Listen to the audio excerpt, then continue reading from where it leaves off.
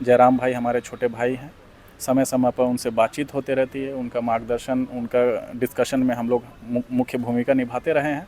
बहुत ही स्वागत योग्य कदम है कि उन्होंने युवाओं को साथ लेकर पार्टी का निर्माण किया है। युवा डिसाइड करेंगे कि किसकी सरकार होगी। स्थानीय लोग हैं, उनके साथ में स्वाभाविक रूप से झारखंड पार्टी हमेशा से रही है, अभी भी है और आगामी समय में कदम ताल करके कंधे से कंधा मिलाकर हम लोग युवाओं का साथ देंगे। यहाँ के रोजगार पर पहला हक हमारा होना चाहिए, यहाँ के शिक्षा पर हमारा पहला हक होना चाहिए, यहाँ के विद्यालयों में, यहाँ के विश्वविद्यालयों में सबसे पहले हमारे बच्चे का नामांकन होना चाहिए। यही प्रमुख मुद्दे हैं। झारखंड पार्टी का 2 दिवसीय महाधिवेशन रांची के डिवडी स्थित कार्निवल सभागार में संपन्न हुआ।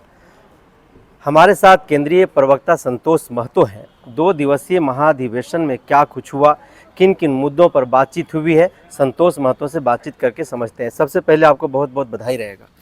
धन्यवाद। 2 दिवसीय झारखंड पार्टी का महाधिवेशन में क्या कुछ बातचीत हुई है? ये पार्टी प्रोटोकॉल का कार्यक्रम था। प्रतिवर्ष 3 साल पे ये आयोजन होता है महाधिवेशन, और इसमें औपचारिक रूप से केंद्रीय अध्यक्ष और तमाम वरीय पदाधिकारी जो होते हैं उसकी घोषणा की जाती है आधिकारिक तौर पे।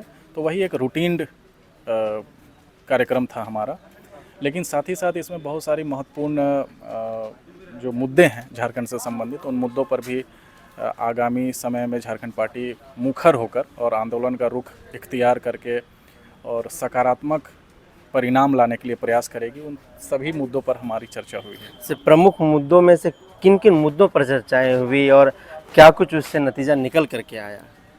देखिए, झारखंड पार्टी झारखंड की बुनियादी पार्टी है, बुनियादी संगठन है।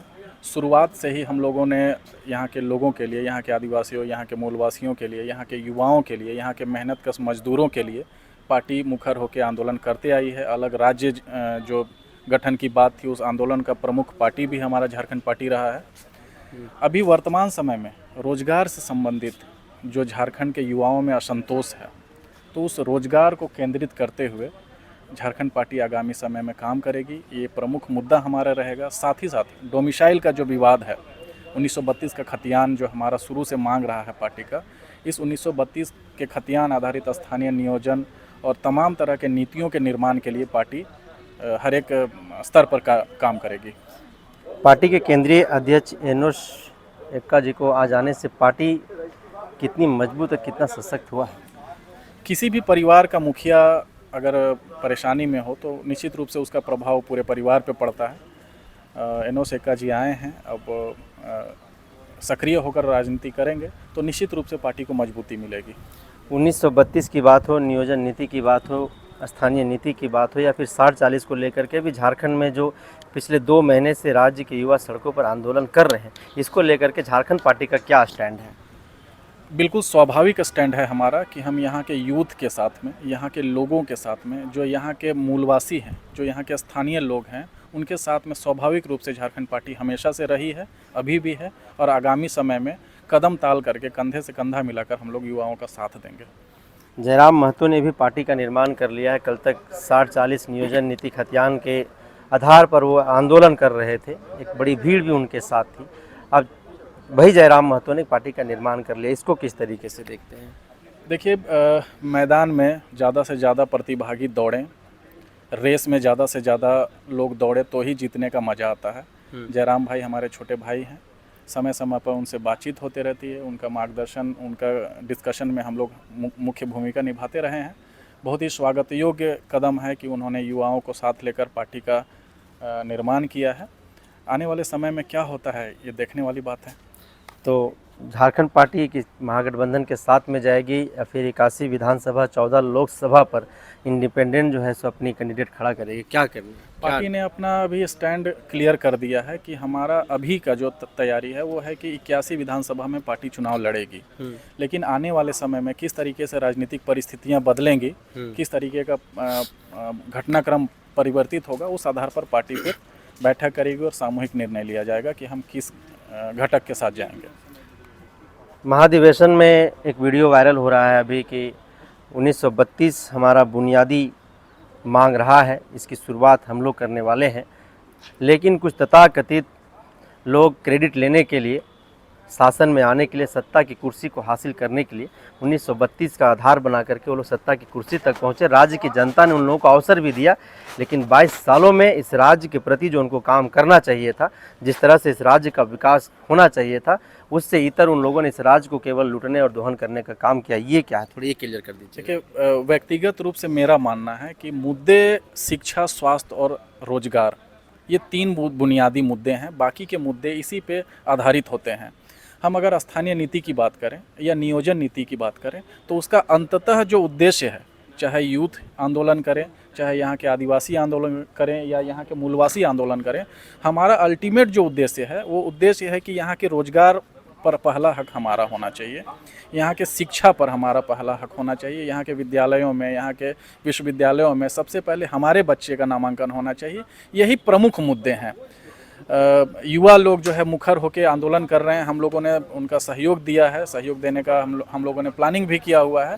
और निश्चित रूप से जो 1932 के खतियान आधारित स्थानीय नीति की बात है या नियोजन नीति की बात है या उद्योग नीति की बात है, विस्थापन नीति की बात है, वो उस पे पहला हक यहाँ के आदिवासियों, यहाँ के मूलवासियों का होना चाहिए। इसका हम लोग पुरजोर समर्थन करते हैं। हेमंत सोरेन 1932 के मुद्दे पर सत्ता की कुर्सी तक पहुँचे। प्रत्येक वर्ष 5 लाख नौकरी देने का भी युवाओं से उन्होंने वादा किया था, लेकिन वो तमाम चीज़ें धरातल पर कहीं भी दिखाई नहीं देती हैं। झारखंड पार्टी का इस पर क्या स्टैंड होगा? पिछले कई बार मैंने इस बात को दोहराया है कि वो देश की राजनीति हो या फिर राज्य की राजनीति हो, झूठ बोलने की एक प्रतिस्पर्धा चली हुई है। झूठ, कौन कितना ज़्यादा झूठ बोल सकता है, लोग उसी पे भरोसा भी करते हैं। आप देश की राजनीति में देखिए, एनडीए के सरकार ने बड़े बड़े घोषणाएं की, बड़े बड़े वादे किए, लेकिन सब जुमला साबित हुआ। उसी को फॉलो करके, चूँकि राज्य सरकार देख रही है या यहाँ के पार्टियाँ देख रही हैं कि केंद्र में जो ज़्यादा झूठ बोल रहा है, लोग उसको ज़्यादा वोट कर रहे हैं, तो राज्य में भी उसी परंपरा को फॉलो करते हुए हेमंत सरकार ने झूठ बोला और अनाप शनाप झूठ बोला, अनंत झूठ बोला और झूठ बोल के सत्ता में आई है। और सब जो है स्टेप वाइज हेमंत सोरेन जो है एक्सपोज होते जा रहे हैं। चाहे वो यूथ के वेलफेयर की बात हो, एजुकेशन की बात हो, राज्य के डेवलपमेंट की बात हो या विभिन्न तरह के नीतियों की बात हो, इनकी सारे वादे जो है वो सरासर झूठ साबित हुए हैं। झारखंड पार्टी का स्पष्ट स्टैंड है कि वो तमाम नीति जो यहाँ के जल, जंगल, ज़मीन और जमात और ज़मीर को मजबूत करेगी, उन तमाम नीतियों के साथ में झारखंड पार्टी है। जितना ताकतवर इस वक्त झारखंड में हेमंत सोरेन है, क्या लगता है कि हेमंत सोरेन को 2024 में हरा पाना आसान होगा किसी के लिए? देखिए, अगर सबसे ज़्यादा ताकतवर इस राज्य में अभी कोई उभर रहा है तो यहाँ के यूथ हैं, यहाँ की महिलाएं हैं, यहाँ की युवतियाँ हैं। आप सोशल मीडिया में देख लीजिए, आप इलेक्ट्रॉनिक प्रिंट मीडिया में देख लीजिए, जो सबसे मजबूत लोग उभर के आए हैं वो यहाँ के यूथ हैं। सरकारें तो आती रहती है, जाते रहती है, हम युवा डिसाइड करेंगे कि किसकी सरकार होगी। अब 1985 के कटाव पर स्थानीय नीति लाने वाले भी 1932 का राग अलापने लगे हैं, 60-40 का विरोध कर रहे हैं, इस पर क्या कहिएगा? देखिए, लोग तो वही हैं, यही लोग मैं हूँ चौकीदार का हैशटैग चला रहे थे, यही लोग गांव की सरकार बना रहे थे और यही लोग क्रांतिकारी भी बने हुए हैं, यही लोग आंदोलनकारी भी बने हुए हैं। अब बाहर से एक्सपोर्ट करके लोग तो आते नहीं हैं। यहीं के लोगों का मेंटेलिटी जिस तरीके से बदलता है, जिस तरीके से आर्टिफिशियल इंटेलिजेंस का काम हो या डिजिटल मीडिया का काम हो, जिस तरीके से उनके मनोवृत्ति पे प्रभाव पड़ता है, उस तरीके से लोगों का रुख हो जाता है। लेकिन अभी वर्तमान परिदृश्य में अगर देखा जाए, वर्तमान परिस्थिति में युवा सकारात्मक और रचनात्मक बात कर रहे हैं। ये बहुत खुशी की बात है राज्य सरकार के लिए और राज्य के लिए। तो हमारे साथ संतोष महतो थे, झारखंड पार्टी के केंद्रीय प्रवक्ता।